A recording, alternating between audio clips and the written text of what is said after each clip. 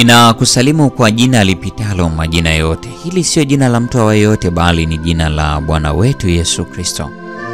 Karibu katika mfululizo wa masomo ya mwongozo wa kujifunza Biblia, robo ya 4, mafundisho ya imani kutoka kwa Yeshua, somo la 13, chagueni hivi leo.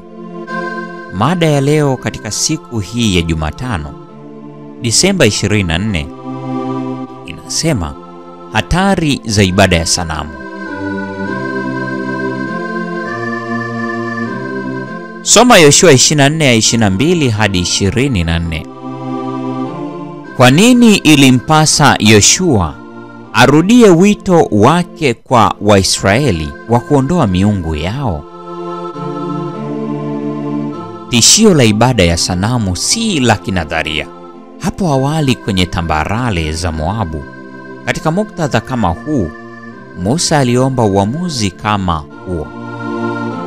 Kumbukumbu la Torati 30 ya 19 na 20. Miungu iliyokuwa ikionekana sasa si ile ya Misri au ile iliyo ng'ambo ya mto, bali iliyokuwa ikipatikana kati yao.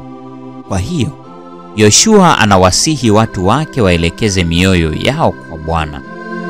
Neno la Kiebrania linalotumiwa hapa, natah, linamaanisha kunyoosha, kupinda au kuinama. Linaelezea juu ya Mungu anayetarajiwa kuinama na kusikiliza maombi. Wafalme wa pili 19 ya 16, Zaburi ya 31 ya pili na ya 3, Danieli sura ile ya 9 aya ya 18.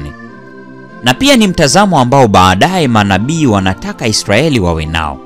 Isaya 55 aya ya 3, Yeremia 7 aya 24. Imetumiwa kuonesha uasi wa Sulemani wakati moyo wake ulipoelekea miungu ya kigeni. Wafalme wa kwanza sura ya 11 aya ya pili, aya ya 4 na aya ya 9. Moyo wa mwanadamu mwenye dhambi hauna mwelekeo wa asili wa kuinama na kusikiliza sauti ya Mungu.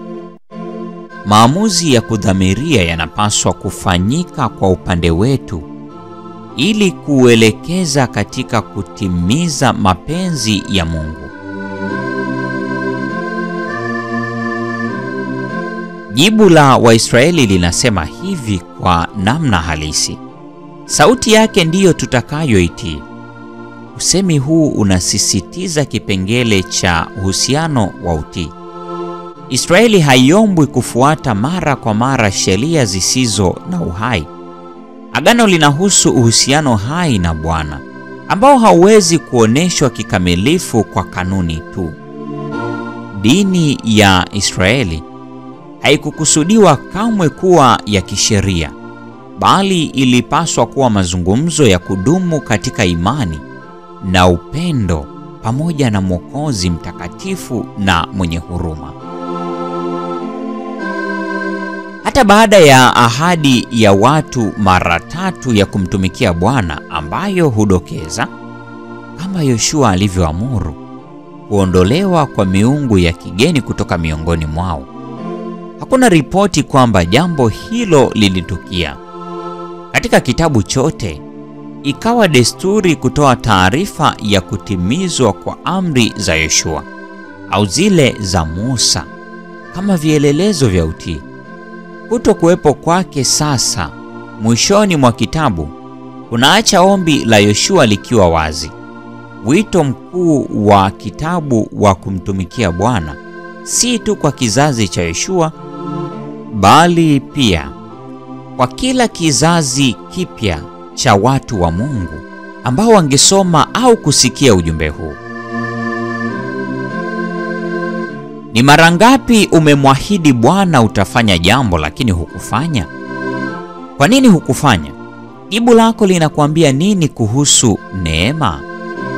Hii ni Disemba 24, siku ya Jumatano. Hatari za ibada ya sanamu. Neema ya Bwana wetu Yesu Kristo, pendo la Mungu na ushirika wa Roho Mtakatifu dumu kwa pamoja nasi sasa na hata milele. Amina.